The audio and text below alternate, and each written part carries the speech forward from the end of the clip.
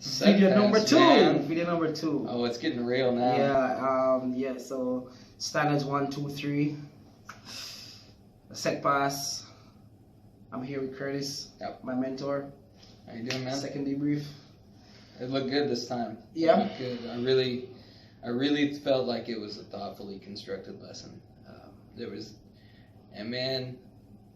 I can't say how many PE classes I've seen where I felt like a lot of time was wasted.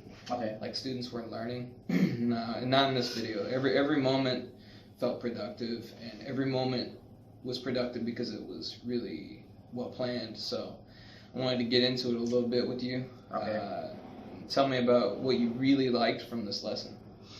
Well, to be honest, I like that for a very complicated skill as the set pass, I think most kids grasp the technique, and they were pushing that ball from with a straight arm. You know, they have that 1 foot slightly in front.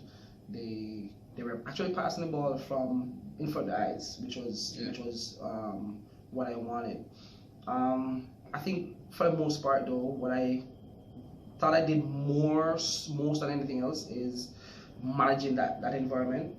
I believe that 60% of your teaching is about managing that classroom, and I think I did that for the most part, and most of those students were able to execute the skill as best as possible. Yeah, and you really accounted for skill level, I think, with the construction of the lesson, because you'd have you kids like Eva, who really both her hands are moving at the same time. She squares her shoulders to her target. It's clear that she's kind of got a more advanced understanding of this particular skill. And then you got some of the boys who they're just kind of swatting at the ball. But you were able to circulate really well, and just, man, I was tired just watching the video. the thing was really moving. Yeah. What do you think that you got to do a little differently to account for that gap in skill? Again, we started that video reviewing the bomb pass, and in some cases we actually used a softer ball for some of the pairs, some of the groups. It wasn't possible to have a different size ball for that lesson, but hopefully going forward I will be able to get a different size ball. But the weight was different, and I did a lot more individual teaching, one-on-one, with those who weren't catching on as quickly as I thought they would, and the ones who were a little scared or a little afraid, I was with those groups for more often than before.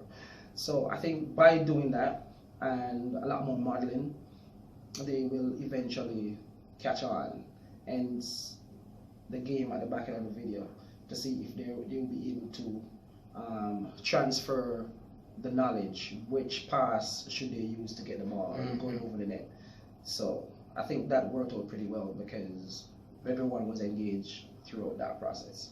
And to mention something you did that was really nice with volleyball is you've got 4 baskets on the court. Just to get them to try to set straight. It's always fun to see if you can get the ball in the basket. Yes. They thought that was fun. Oh yeah. Yes. You make anything into a game, kids are all about it. So I really like that. I wanted to ask a question, because you do have different skill levels, but you also have to navigate when you got 7th graders, middle schoolers. They get different levels of social, emotional learning needs. Have you been able to use any of your best students to model behaviors, to model skills, to point them out, to draw them in, and to say, like, this is a good person to look to? Always. And how was that received? Always. When we started this set pass, my first partner was Eva, and Eva is one of the better kids, and she was my partner to demonstrate what I want. And they know the ones who are better, and they accept it that they are not at that level, so they do accept it. And what I try to do is not to pair the very good ones by themselves every time. Yeah. There are times when they need that to have that similar skill level, Yeah. to feel comfortable. But then at times I have to mix it up so they. Cause what I say to them is that a part of their job or their responsibility in this class is to help everyone achieve the same goal, because we want to achieve the same goal at the same time.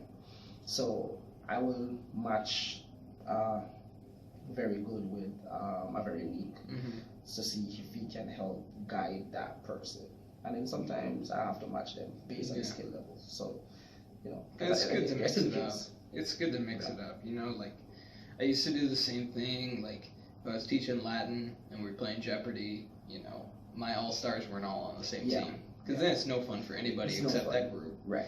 And then, but sometimes, we'd be having some kind of relay, and all of a sudden, these 2 or 3 girls that work really hard and are best friends are on the same team for this one. So, yeah, it's kind of difficult to balance that. I really liked the game at the end. A game type situation. The net got involved. Yeah. But it was still controlled enough. That net can be itself a safety hazard. With the stanchions, those things, those do not move if you run into them. When you were in 7th grade, you will move, not the stanchion. Yeah. So, indeed. Did you speak to the kids at all about safety risks, pointing them out at the beginning of class? Yeah, we did. Well, I did.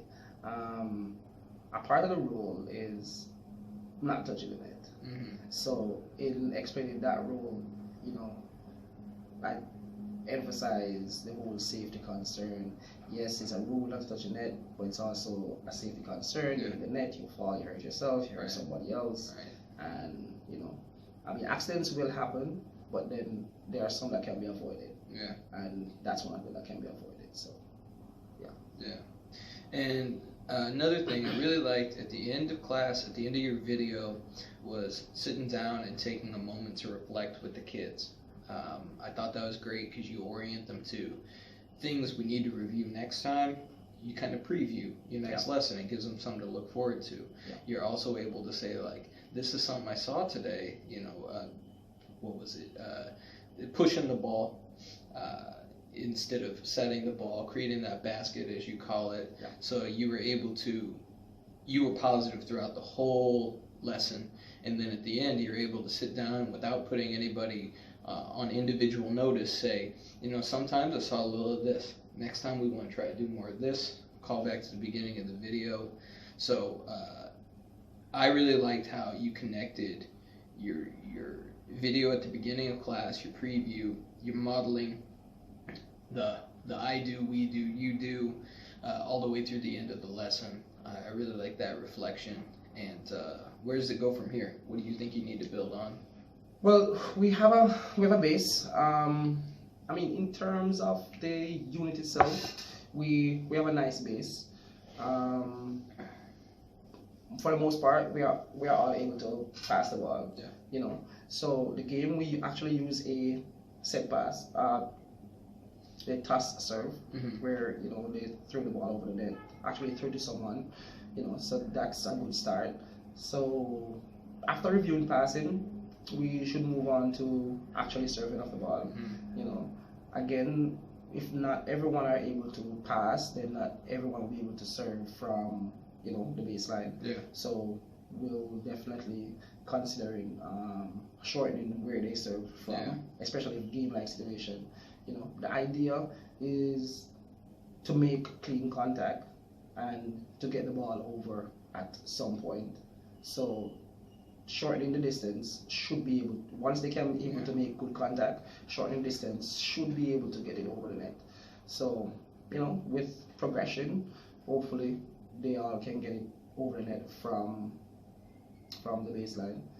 But it's a good platform for the unit, and I think we can, go forward.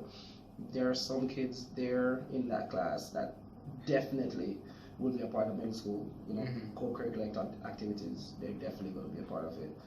You know, just to improve on those skills. Mm. Yeah. Yeah. Oh, looks good, man. I can't wait to see what you do next. All right, man. Thanks.